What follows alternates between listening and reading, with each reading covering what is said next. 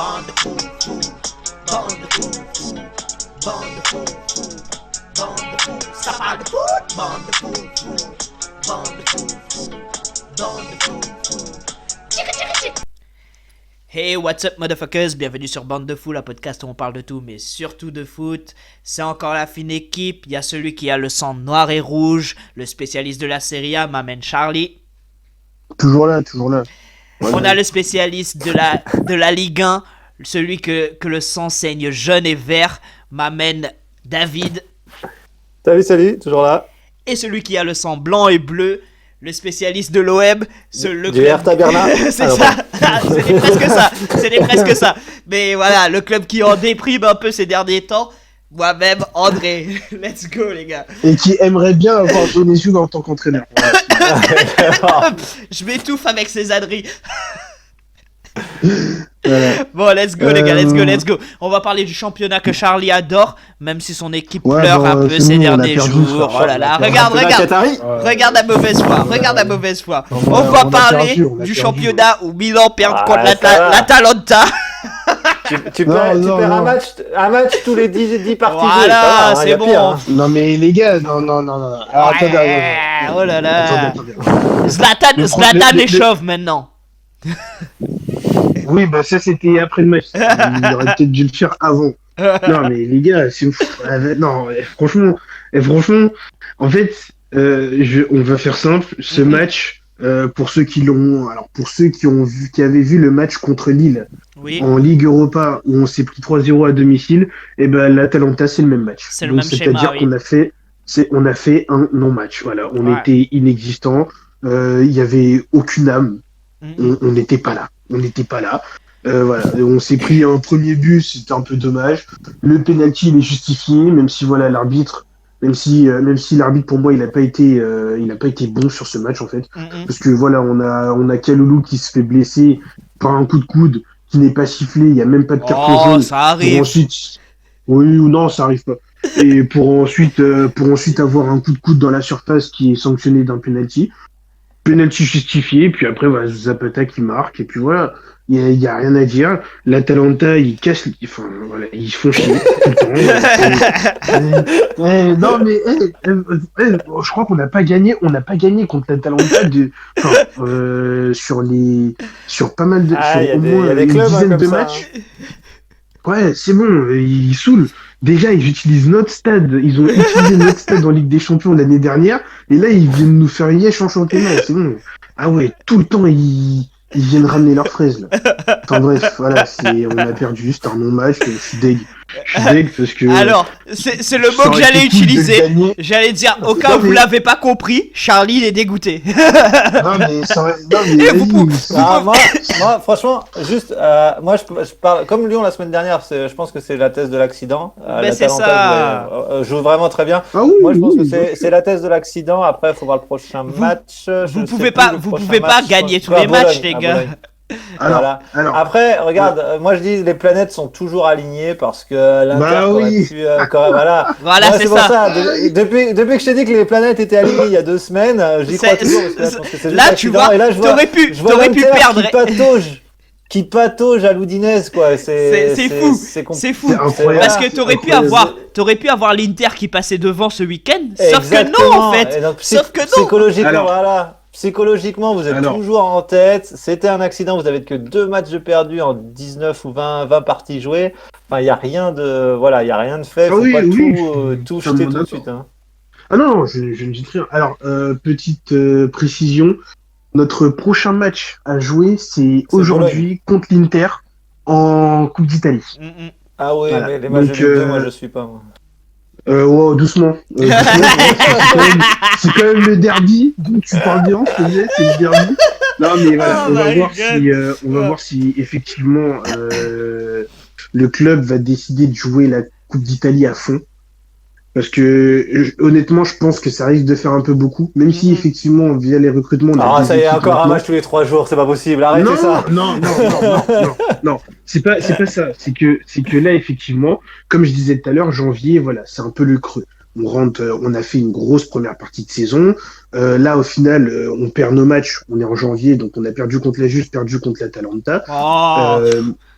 Oh, c'est rien. C'est de dire, oui, c'est de dire juste physiquement c'est le creux. Et puis on va pas rappeler. Encore une fois, on avait quand même beaucoup d'absence week-end. Encore une fois. Donc c'est de dire que c'est le creux. Mais effectivement, est-ce que le club va quand même vouloir jouer la Coupe d'Italie à fond? Honnêtement, je suis pas sûr. Alors oui, le match contre l'Inter, on va quand même le jouer à fond, parce que voilà, c'est l'Inter et qu'on se fait pas marcher dessus. Mais la Coupe d'Italie, je ne sais pas. Honnêtement, je ne sais pas. Sachant que l'objectif du club, la priorité. L'Inter va la jouer à fond par contre, parce que vu qu'ils se sont fait. Bah oui, eux, ils ont pas le choix. Eux, ils ont pas le choix. Mais la priorité du club, c'est la Ligue des Champions. Objectif que normalement on devrait atteindre. Alors, l'objectif du club, c'est la Ligue des Champions. L'objectif aujourd'hui des supporters et l'objectif caché, c'est le championnat. Mais du coup, caché. Quand t'es le premier depuis X temps, l'objectif caché, c'est pas si bien caché que ça. Bah non, mais faut relativiser. Si tu me dis que Marseille joue le championnat de France, ouais, là c'est vachement caché. Non mais faut relativiser, on a perdu. Faut relativiser. L'objectif caché. Laissez-moi relativiser. Par contre, pour changer, par contre, il y a une logique footballistique qui commence à s'installer, c'est que voilà, Naples s'est fait dégager des places européennes, parce que Naples, voilà. Mais non, on le dit c'était là où j'allais semaines. partir, moi. Voilà. On le dit depuis plusieurs semaines que Naples, le style de jeu, le machin, j'avais vu contre Udinese, là où il gagne à l'arrache à la fin et tout ça, c'était limite. Là, au moins, ça a été clair. Ils gagnaient 1-0 à, je crois, la mi-temps, enfin, ils gagnaient 1-0 à un moment donné, bam, après, ils en ont pris 3 d'un coup, comme ça, on n'en parlait plus. Et là, ils se sont fait dégager. Et par qui ils se sont fait remplacer? Et là, c'est la logique aussi du football, c'est l'Atalanta, donc qui a mis 3-0 à Milan. Alors, moi,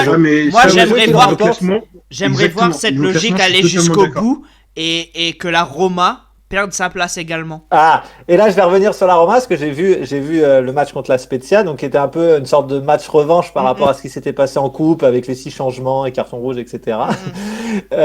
Au moins, alors ils ont gagné le match, donc ils ont pris les 3 points. C'était laborieux. Il y avait 3-1. Il y avait 3-1 à la 70e minute. Il y avait 3-1. Ils dominaient largement. Ils auraient pu en marquer 4, 5. Exactement, ils auraient pu en marquer 4, 5, 6. Et là, je sais pas, une fébrilité, mais incroyable. Mais sur le but à la 90e de Verdé, là. Mais la fébrilité de la défense, c'est pas possible de continuer. Moi, c'est ce que j'ai noté. J'ai noté voilà, très beau match. Très beau match.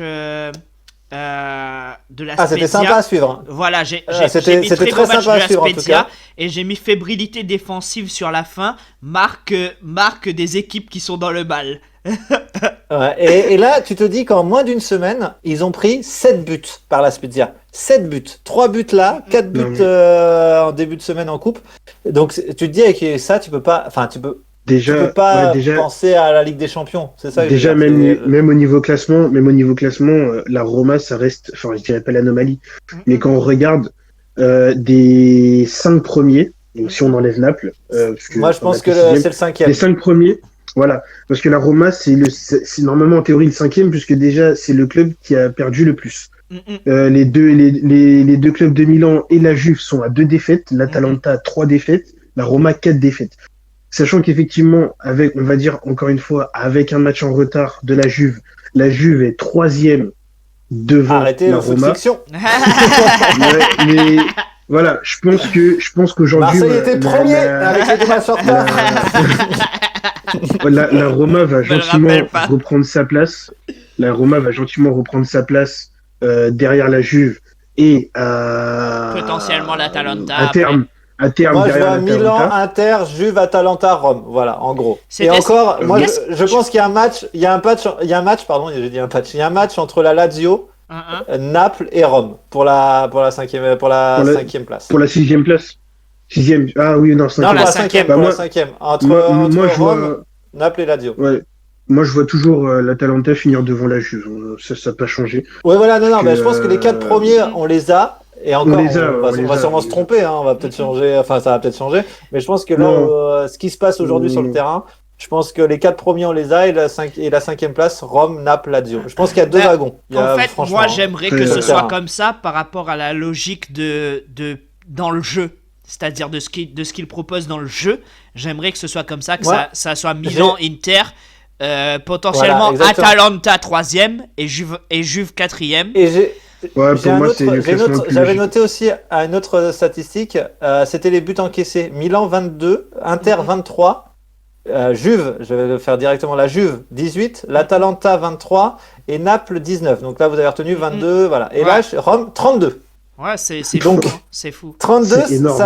voilà, 32, il y a même une équipe Fiorentina qui est 12e, elle n'a encaissé que 30 buts. Voilà. D'accord. Il y a que Benevento qui est 11e, qu'on a encaissé 36. Ouais.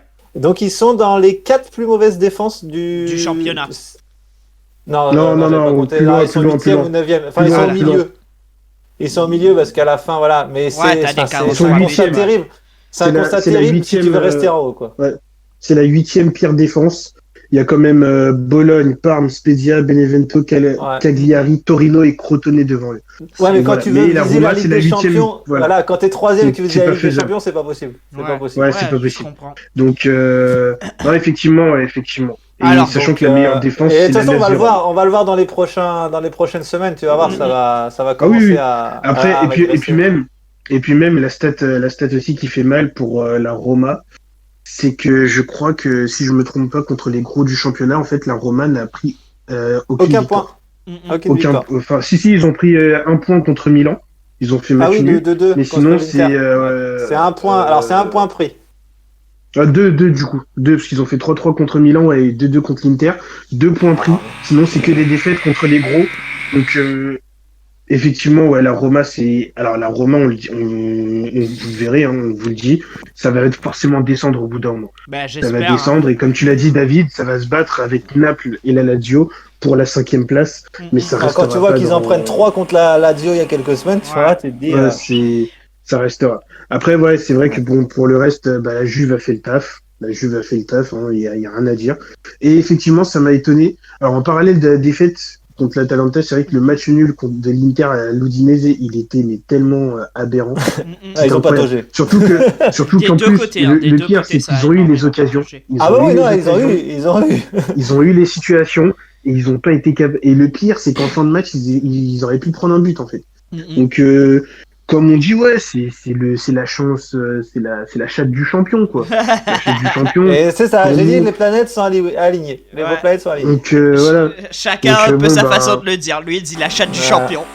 Ah ouais, Donc, mais voilà. lui, J'espère que l'Atalanta, quelqu'un trouvera le moyen de faire chuter l'Atalanta parce qu'ils nous ont bien fait C'est chier. très costaud offensivement. Et puis voilà. Hein. Franchement, c'est impressionnant. Oui, oui, mais c'est bon, comme ils l'année sont dernière. capables aussi d'aller faire C'est des comme matchs l'année nuls. dernière. C'est très fort. En fait, bon. ce qui plombe l'Atalanta, c'est que effectivement, ils arrivent à faire des gros matchs, mais ils sont sur courant alternatif. Ouais. D'une semaine à l'autre, ils Ça peut peuvent varier, ne rien montrer. Mm-mm. Et c'est ça qui est dommage, parce qu'aujourd'hui, l'Atalanta, s'ils étaient aussi constants alors, sans parler du début de saison, s'ils étaient aussi constants qu'ils le sont contre les gros face aux petites équipes, l'Atalanta, ils seraient pas loin, mais vraiment pas loin du Milan. Ouais, je Mais suis d'accord. ils sont constants contre les petites équipes. Là où nous, on l'est. Alors, très rapidement pour finir avec la Serie A avant de passer aux autres championnats. J'ai une petite question pour toi, Charlie, parce que tu suis mieux la Serie A que moi. Qu'est-ce qui se passe avec Osimhen à Naples? Il y a eu l'histoire du Covid et de sa soirée. Pour rappel, genre, il était reparti au Nigeria, voilà, chez lui. Mm-mm. Sauf qu'en fait, il s'est retrouvé à participer à une soirée d'anniversaire. Lui, il explique que c'est un anniversaire surprise. Mm-mm.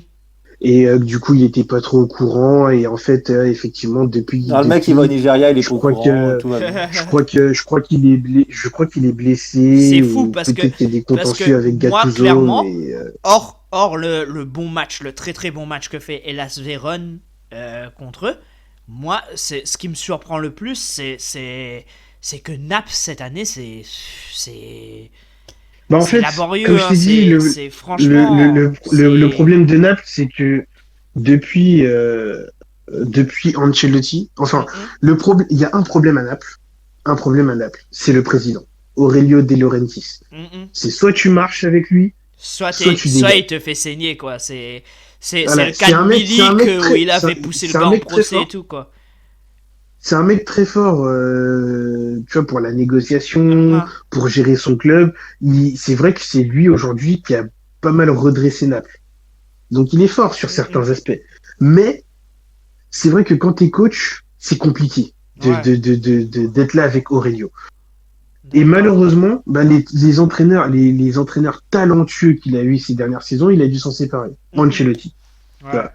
Et depuis, désolé, hein, mais pour moi, Gattuso, c'est pas le même calibre. Donc forcément, tu sais que tu dois lui donner du temps parce que ça reste un jeune coach, Gattuso, et ça reste quelqu'un qui doit en fait progresser, continuer à progresser. Ouais, et donc du coup, quand t'es un entraîneur comme ça, avec un groupe qui a changé, hein, c'est un groupe qui a changé Naples, mais qui a peut-être pas changé comme il aurait dû changer. Des transferts qui ont été faits qui n'ont pas forcément été bons. Et tout ça te mène à cette situation où t'as des joueurs qui sont un peu moins appliqués. Puis pareil, un Gattuso, c'est un caractère. Faut le suivre, le Gattuso. Ouais. C'est pas l'entraîneur qui reste tranquillement sur son banc, etc. Qui va rester tranquillement. Ouais. Voilà, il peut avoir un coup de sang et t'insulter alors qu'il t'aime bien. Tu vois, Donc tout ça en fait que cette année compliquée d'avoir du jeu, compliqué d'avoir une belle attaque, compliqué d'avoir un Naples compétitif tout simplement. Des mecs. Moi je trouve ça dommage d'avoir un gars que t'as payé 80 millions pour le faire venir. Et le gars, il joue juste pas parce qu'il est blessé, parce qu'il y a les histoires extra-sportives, etc. Quoi. Oui, voilà, c'est ça, tu vois. Donc, et puis c'est pareil. On lui reproche, là, par exemple, au niveau des gardiens, il a Alex Meret, qui est censé être un des très forts potentiels au niveau italien, même si c'est bon, avec cette saison, on a compris que le gardien italien pour les 15 prochaines années, ça allait être Donnarumma, et qui, comme il bouffonne, il allait juste détruire la concurrence. Meret, c'est censé être l'un des 2 ou 3 gardiens qui est censé être juste derrière. Sauf qu'en fait, Gattuso, il pardonne pas les erreurs. Et du coup, Meret, aujourd'hui, il est dans une sorte de rotation avec Ospina, où tu te dis, c'est dommage. C'est dommage parce qu'en fait, tu pourrais le mettre titulaire et le faire progresser en le gardant titulaire indiscutable. Mais c'est pas le cas. Ce que tu veux dire. Ce qui fait que, donc, en fait, c'est compliqué. Il y a beaucoup de dossiers comme ça qui rendent la situation un peu difficile à Naples. On verra comment va se passer le mercato d'été et à voir comment ils vont repartir. Mais c'est vrai que là, pour le moment, Naples, c'est dommage. C'est dommage. Donc c'est dommage. Voilà. Ok, c'est top. Je voulais juste savoir ça. Sur ce les gars, on passe à la Bundesliga. Donc la Bundesliga, donc il y a quelques matchs qui nous ont intéressés. T'es triste parce que l'Union Berlin, le petit chouchou, l'amour de la vie de Charlie, c'est toi là, est tombé. La guigne, hein. Allez, que ça allait rentrer dans le rang, mais que c'était sympa, que c'était rafraîchissant, mais qu'à la fin ça rentre dans le rang. Mais non. Malheureusement. Ça émerveille les gens. Il faut des par contre, il y a eu un match. Il y a un match. Voilà, c'est celui-là. Moi, c'est celui-là que je veux. Est-ce que vraiment on doit en parler?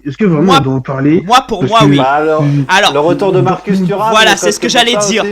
On doit en parler pour ça. Parce que Marcus Thuram, il revient. Et franchement, pour moi, ces Français là, Pléa, Thuram, tout ça, ils font super du bien à Mönchengladbach. Franchement. C'est pour ce genre de prestation que Thuram il peut pas se permettre de cracher. Non, mais faut qu'il arrête. Franchement, parce que clairement, tu vois l'impact qu'a le joueur. Pour moi, s'il continue comme ça, oh là là, il va avoir une de ses carrières, bordel, c'est fou. Et cette journée-là vient de sonner la fin du suspense en en Bundesliga, parce que le deuxième a perdu, le troisième a perdu. Ça a fait chuter tout ça là, tac. Alors, par contre, effectivement, il n'y a plus de suspense pour le titre. Ah non, par contre, pour le reste, ça va être sympa. Pour la deuxième place, pour les places qualificatives en Ligue des Champions, ça va être énorme. Un bordel, les gars. Parce que l'Union Berlin est toujours là. Alors même si effectivement, on sait que ça va être compliqué. Laisse l'Union Berlin tranquille. L'Union Berlin est toujours là. Dortmund, l'Union Berlin pour aller où en Ligue des Champions? Non, il parle de la Ligue Europa. Mais non, il vient de dire pourquoi pas là. Non, la Ligue Europa peut-être, mais arrête. Vas-y Charlie. Je sais, l'amour rend peut-être aveugle, mais j'aimerais que tu sois clairvoyant sur ça. Donc là, l'Union Berlin vont finir aussi bien que Leipzig, Leverkusen, Mönchengladbach, Wolfsburg. Non, mais ça aurait été bien. Oui, voilà, non, d'accord, là je suis d'accord avec toi. Ça aurait été bien. Non, quand même, juste là, quand même. Moi, ce qui me fait peur, c'est que tu parles pas de Francfort alors. Bah si, justement, j'allais en parler. Entre la deuxième et la 8e place, il n'y a que 7 points. Il n'y a que 7 points entre le deuxième et le 8e. Ouais. Comme tu l'as dit, Leipzig a perdu. Tu peux dire même qu'il y a que 4 points entre le 3e et le 8e. Hein. Entre le 3e et le 8e, il n'y a que 4 points. Effectivement, ouais. C'est encore mieux. C'est super resserré. et sachant que, alors là, Jovic, je sais pas ce qu'il nous fait, mais ça y est, on retrouve le mec que le Real avait payé, qui avait payé 60 millions, je crois. Ouais. Parce qu'il a encore marqué ce week-end. Ouais. Mönchengladbach qui revient, Wolfsburg qui au final revient en ayant battu Leverkusen. Alors, c'est franchement, alors comme d'habitude en Bundesliga, voilà, le Bayern qui est dans son monde. Et au final, on va se concentrer à regarder le reste parce que le reste c'est plaisant. Moi, je te dis clairement, le Bayern juste en une stat, hein, c'est 53 buts marqués en 18 matchs. Voilà. C'est trop. Moi, c'est la puissance offensive. Et là, le deuxième meilleur, enfin en dessous, le deuxième, la plus grosse attaque, je crois que c'est Mönchengladbach avec 35, avec Francfort. Ouais, Mönchengladbach, Francfort et Dortmund. T'imagines, entre le premier et la deuxième équipe, et 35-53. T'imagines, ça fait 18 buts. Et le pire. Et le pire, en fait, dans cette histoire, moi, ce qui m'énerve, c'est que Leipzig, c'est quand même meilleure défense que le Bayern. Voilà. Alors... Mais bon, ouais, mais bon, quand tu marques 53 buts, je pense que tu peux ne pas être meilleure défense. Oui, c'est le problème de ce championnat. Encore une fois, on l'avait dit. Par contre, ce week-end-là a été fort en enseignement. Dortmund n'est plus du tout européen, plus du tout européen. Bon, en même temps, il ne mérite pas trop. Hein. Par contre, je reste sur ce que je disais la semaine dernière, c'est-à-dire que j'ai pris encore plus de plaisir à regarder la Bundesliga et la Liga que la Première Ligue ou la Ligue 1 ce week-end, tu vois. Alors la Liga, c'est un peu oui, non, mais je veux dire la Première Ligue, il y avait la FA Cup et il y avait des bons matchs, mais voilà, pour moi, à l'heure actuelle, en termes de plaisir à regarder, ça fait plus plaisir de regarder la Bundesliga et la Liga que les autres championnats. En termes d'attrait sportif, de jeu, alors c'est peut-être, l'impact vient peut-être du fait qu'il y a beaucoup de buts, je sais pas, mais pour moi, je préfère regarder ces championnats-là. C'est super, ça joue, c'est fou. Parce que moi, je vais pas me répéter, mais la Première Ligue, c'est un championnat surcoté, c'est tout. Et tout le monde s'en rend compte que petit à petit, c'est bien. Ouais, mais à une époque, on disait pas ça. À une époque, on regardait la Première Ligue et on était tous fous de ça. À l'heure actuelle, moi... Alors, très prochainement, je vais peut-être inviter... On a un spécialiste Première Ligue qu'on connaît.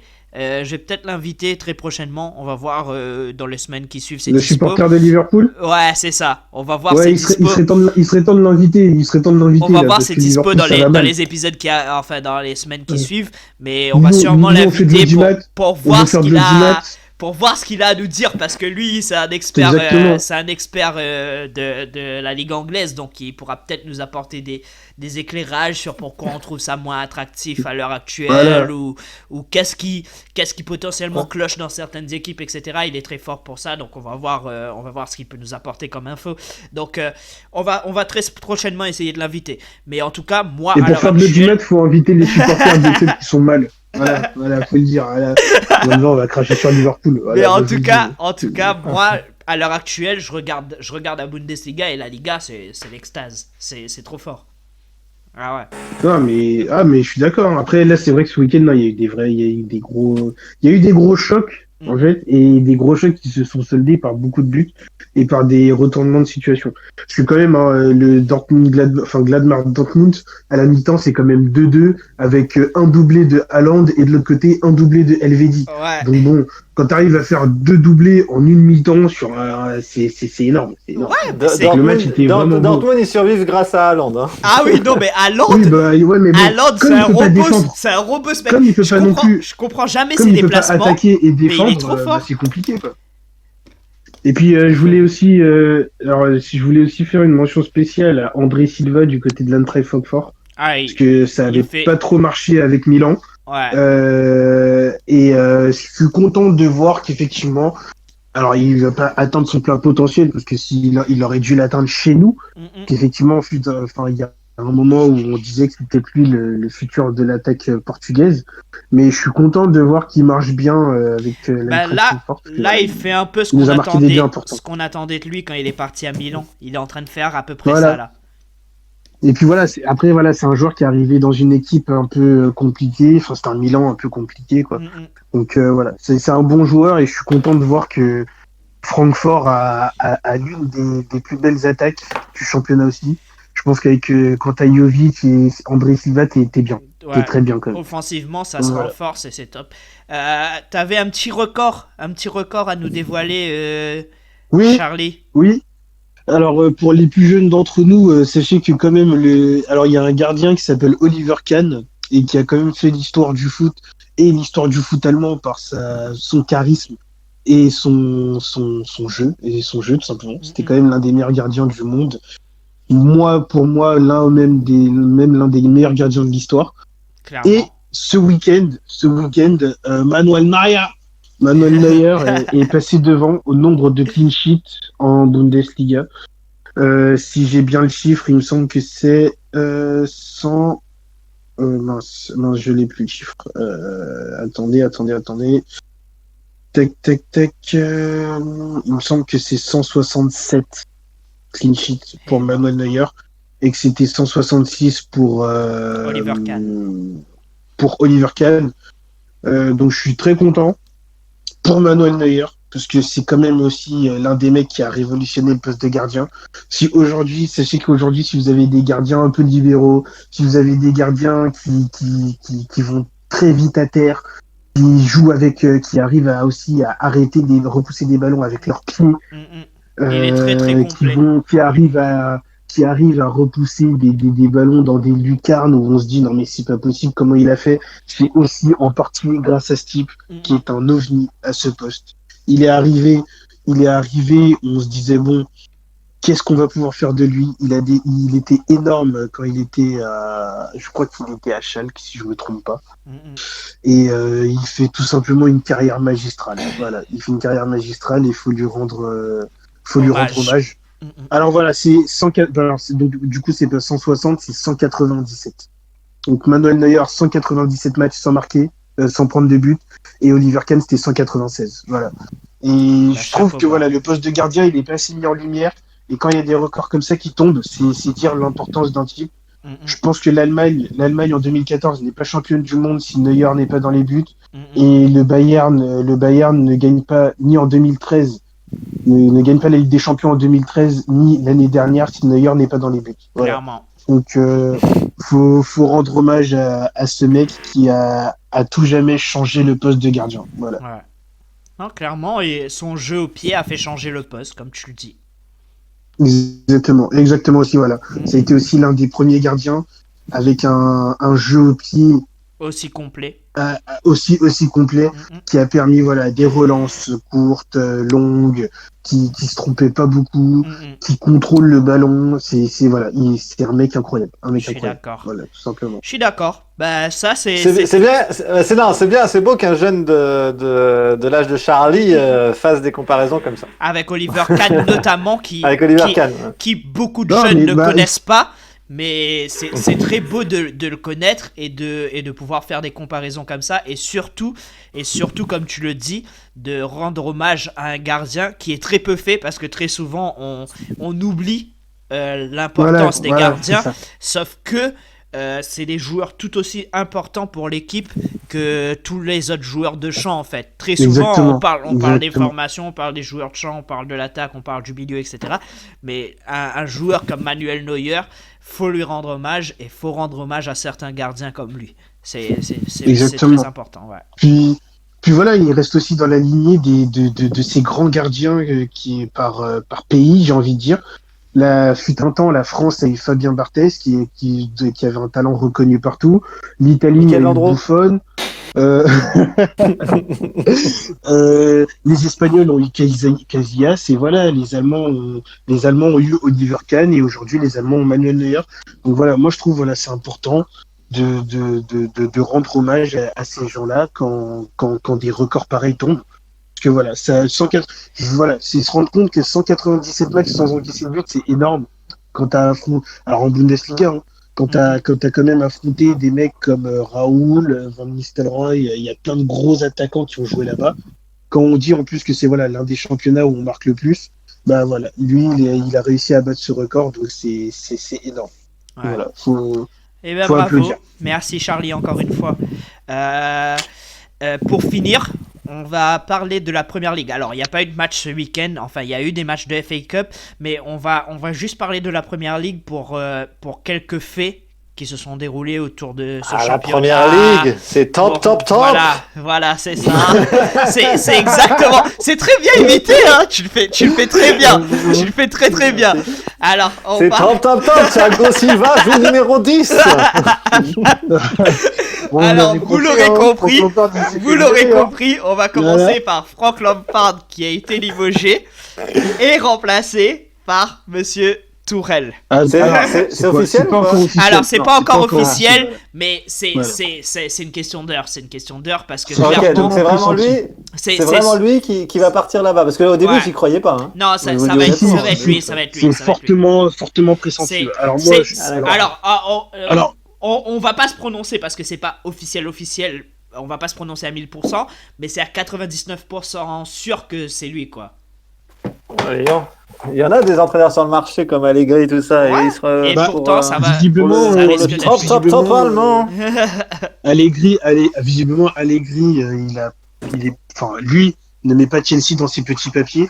Je pense que si tout se passe bien, Allegri, ce sera le prochain entraîneur de la Roma, si la Roma ne fait pas de dinguerie. Donc ce serait cool comme ça, parce que bon, les entraîneurs italiens, ils aiment bien rester en Italie, donc tant mieux pour le championnat.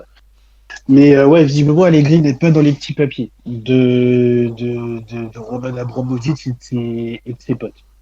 Mais du coup, bon, moi au final, je me dis, aller prendre Tuchel, c'est pas non plus un choix totalement insensé. C'est pas insensé parce que tu regardes ce qu'il a fait à Paris, malgré qu'il a été limogé, etc. Voilà, c'est peut-être risqué, mais tu vois qu'il a fait quand même du bon boulot. Si tu regardes son bilan, excuse-moi, mais son bilan, il est plus positif que négatif, Tourelle. Hein. Totalement. En même temps, Chelsea a besoin de changement, donc je pense que oui, quoi qu'il arrive. Le problème, c'est que j'étais pas pour qu'il vire l'entraîneur. Franchement, je pensais que Lampard, ça c'est, on va dire, c'est l'ère moderne, c'est-à-dire que ça va pas, il y a une crise de résultats. C'est ce que j'allais dire, ça fait partie de l'ère. On vire l'entraîneur. Exactement. C'est comme ça que ça se passe maintenant. Après, moi, je pensais que Lampard pouvait au moins finir la saison, voir ce que ça donnait, etc. Alors, ça a été beaucoup plus sale que ça, parce qu'on l'a même pas laissé dire au revoir aux joueurs. Donc ça a été. Il a la gale, ils l'ont viré direct. Ça a été encore plus sale que ça, ouais. Donc voilà. Après, c'est fait tes balises et basta.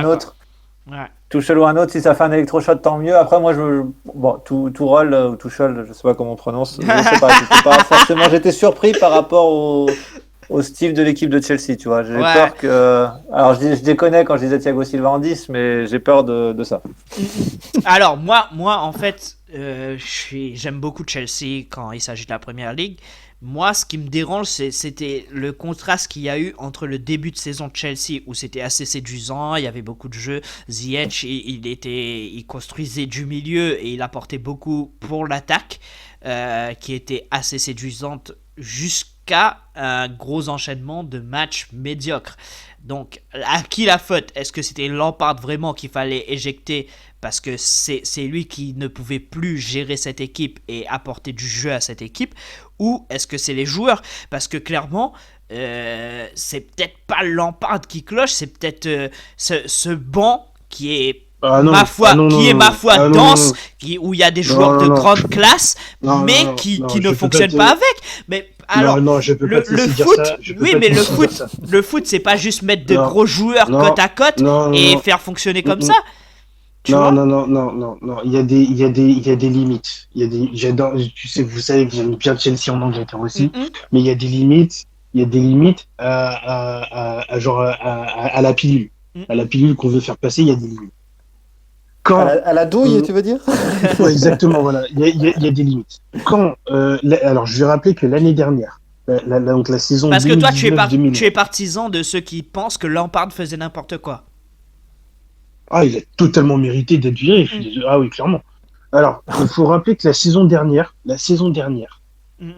Lampard, c'était interdiction de recruter pour Chelsea. Une interdiction de recruter. Malgré tout, il arrive.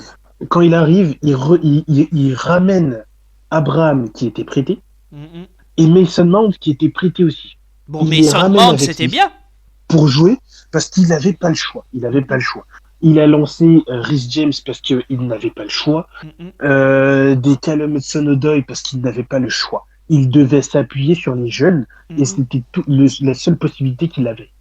Quand tu arrives à faire ça et que tu termines dans les 4 premiers, alors que à côté, t'avais des surpuissances comme Liverpool, City, United, Tottenham qui recrutaient à foison.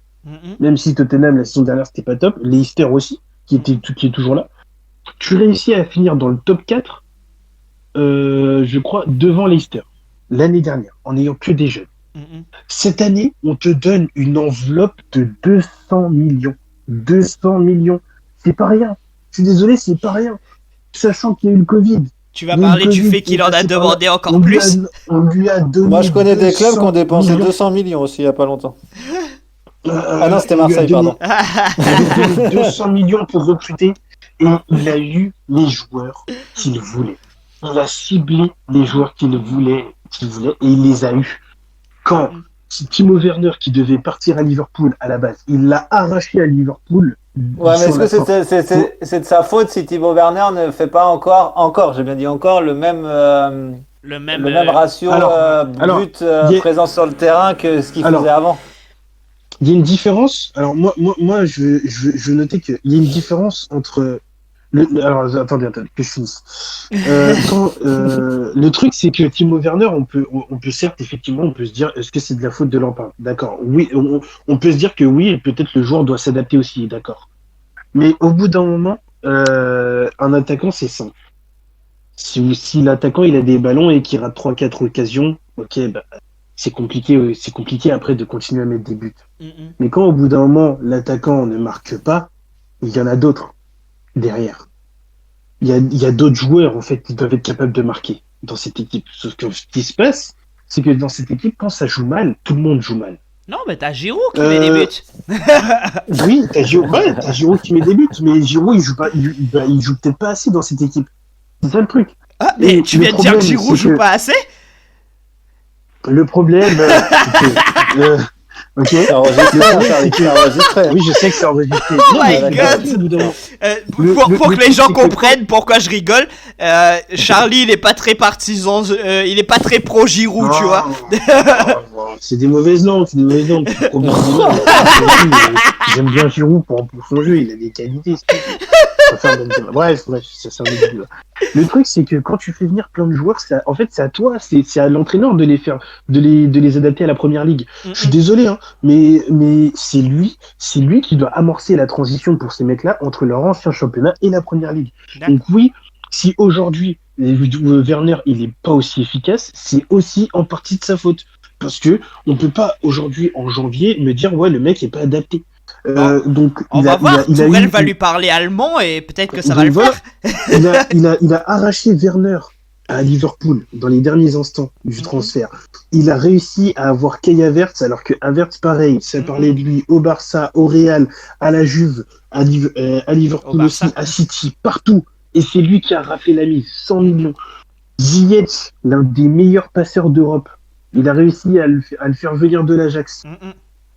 Thiago Silva, en fin de contrat. Moi, je trouve qu'il a fait un bon recrutement. Oui, moi, je trouve qu'il a fait un super recrutement. C'est lui qui les a fait venir. C'est lui qui les a fait venir. Il a eu les joueurs qu'il voulait. Il a eu les joueurs qu'il voulait. Et il ne faut pas oublier qu'il y a toujours Malang Sarr de Nice qui était venu libre. On ne sait pas où il est passé, Malang Sarr. On ne sait pas où il est passé. Quelque part. Aussi, il a signé à Chelsea. Quelque part dans les coulisses du club. Encore une fois, moi, je suis à la place de Roman Abramovich. Tu m'as demandé une enveloppe conséquente pour recruter. Je t'ai donné cette enveloppe. Je t'ai donné les joueurs que tu m'as demandé. J'attends au minimum que tu fasses mieux que la saison dernière. Au minimum mieux. Parce que tu as réussi à me faire une bonne saison sans argent. Je vois pas pourquoi, avec de l'argent, tu me ferais une saison plus catastrophique. Parce que peut-être pas assez de cohésion entre tous ces joueurs. Oui, mais c'est inadmissible parce que ça, c'est son travail. C'est son travail de faire venir ces joueurs-là et de les mettre dans le moule. Je suis désolé. Donc oui, il a été viré à juste titre. Tu peux pas te permettre de dépenser autant et de venir pleurer encore ensuite pour venir dire oui, je veux des joueurs anglais. Non, non. Et ça, c'est des trucs que tu prévois. En plus, comment dire, le système de recrutement de Chelsea, c'est quand même l'un des meilleurs en Europe. Ouais. Le scouting et autres.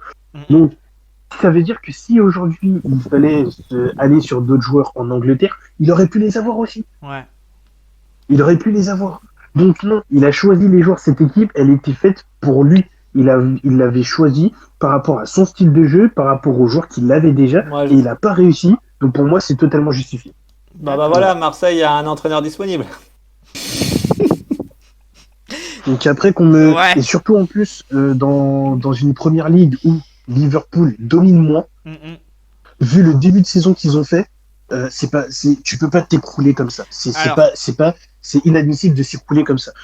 Voilà. Ouais. Et en plus, voilà, et il faut pas oublier aussi dans les transferts l'arrivée de dernière minute d'Edouard Mendy. Voilà, pour remplacer Kepa qui a été totalement mauvais. Si ça n'était pas le fait de Lampard, et ben aujourd'hui, voilà, même Mendy, il est plus assez soutenu par sa défense et il est plus aussi impérial. Voilà, donc non, voilà, je suis désolé, mais là, Lampard, il a récolté ce qu'il a semé. Tu peux pas te permettre. Moi, je suis d'accord avec le fait que Lampard parte, ce soit la solution.